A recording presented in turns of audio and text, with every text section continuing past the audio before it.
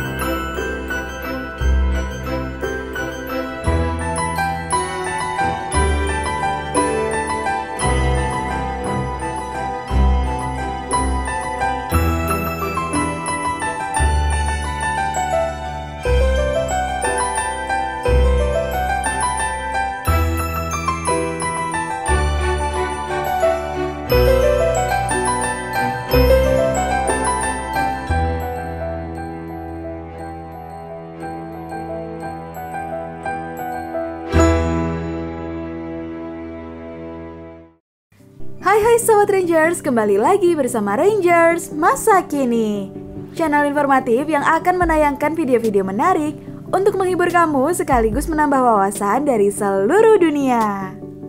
Sobat Rangers, pada awal bulan Juni nanti, tepatnya pada tanggal 1 Juni, warga Indonesia akan merayakan salah satu hari penting, yaitu Hari Kelahiran Pancasila.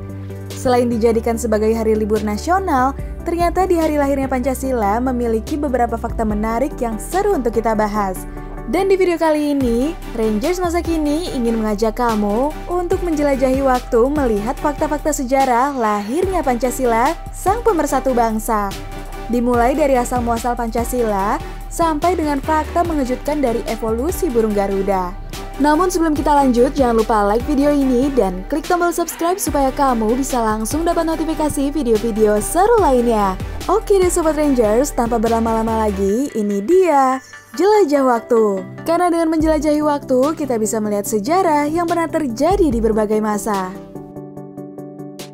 Sobat Rangers, tahukah kamu bahwa lahirnya Pancasila tidak terlepas dari peran BPUPKI? Yang anggotanya terdiri dari para pemikir terbaik bangsa Indonesia.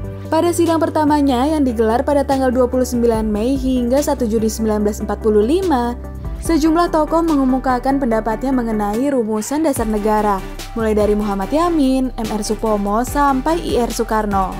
Dalam pidatonya di hadapan anggota BPUPKI pada 1 Juni 1945, I.R. Soekarno untuk pertama kali mengemukakan konsep dan rumusan awal Pancasila sebagai dasar negara Indonesia merdeka. Dan dari ketiga rumusan dasar negara yang telah diusulkan, Pancasila dijadikan sebagai dasar negara Indonesia karena sesuai dengan jiwa bangsa Indonesia itu sendiri. Namun pada saat itu, Pancasila yang diusulkan masih berbeda dengan Pancasila yang sekarang.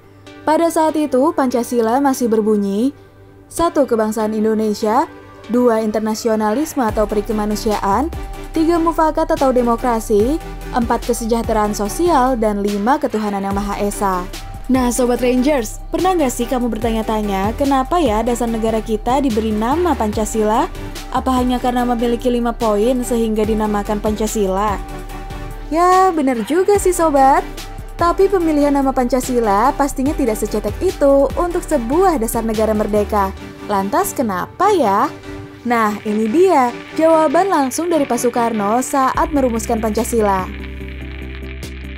Saudara-saudara, dasar-dasar negara telah saya usulkan. 5 bilangannya. Inikah Pancadharma? Bukan. Nama Pancadharma tidak tepat di sini. Dharma berarti kewajiban. Sedang kita membicarakan dasar. Saya senang kepada simbolik. Simbolik angka pula. Rukun Islam 5 jumlahnya.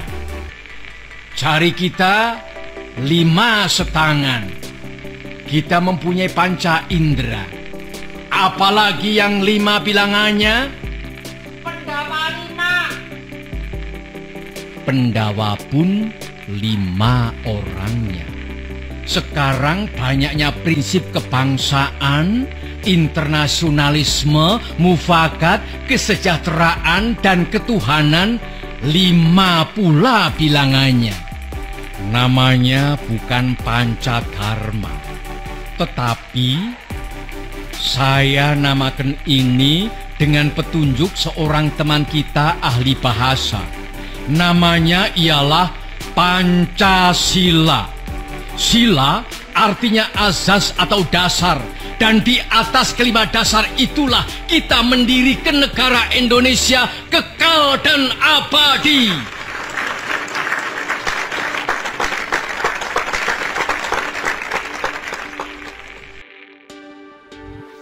Nah, jadi gitu sobat, alasan kenapa dasar negara kita dinamakan Pancasila.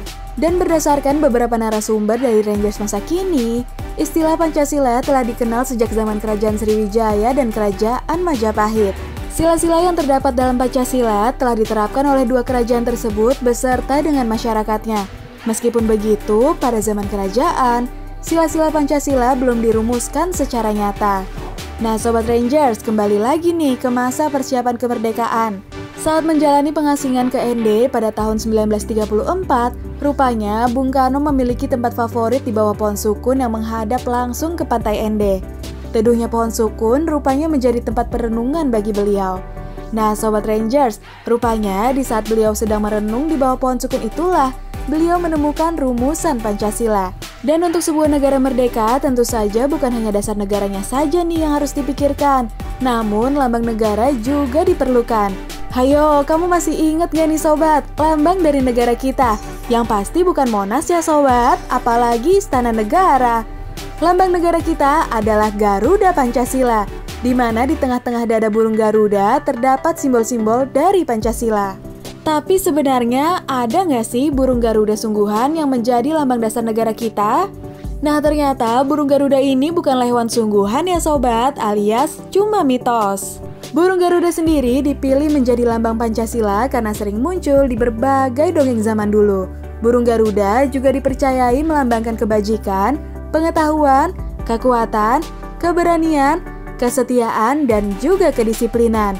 Dan rupanya burung sungguhan yang paling mirip dengan Garuda adalah burung elang Jawa loh sobat. Dan dalam perjalanannya, Garuda Pancasila sebagai lambang negara telah mengalami beberapa kali perubahan. Lambang Garuda Pancasila awalnya diadopsi dari mitologi kuno yang mengarah pada kendaraan Garuda Wisnu. Namun karena gambar burung Garuda dengan tangan dan bahu manusia yang dianggap terlalu mitologis, maka dilakukan beberapa kali perbaikan.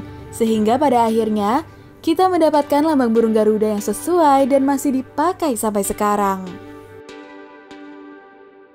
Nah Sobat Rangers, itu dia fakta-fakta sejarah lahirnya Pancasila, sang pemersatu bangsa. Lewat Pancasila, kita yang terdiri dari beragam suku, budaya, bahasa, dan agama dapat bersatu dalam satu atap, yaitu Indonesia. Oke deh Sobat Rangers, pembahasan kita kali ini sampai di sini dulu ya. Kalau kamu rasa video ini cukup menarik, kamu bisa share video ini, like, dan klik tombol subscribe supaya kamu bisa langsung dapat notifikasi video-video seru lainnya. Dan, kalau kamu punya saran mengenai tema yang lebih menarik untuk dibahas, kamu bisa tulis di kolom komentar ya sobat. Oke deh Sobat Rangers, thank you so much for watching. Sampai jumpa lagi di Jelajah Waktu. Karena dengan menjelajahi waktu, kita bisa melihat sejarah yang pernah terjadi di berbagai masa.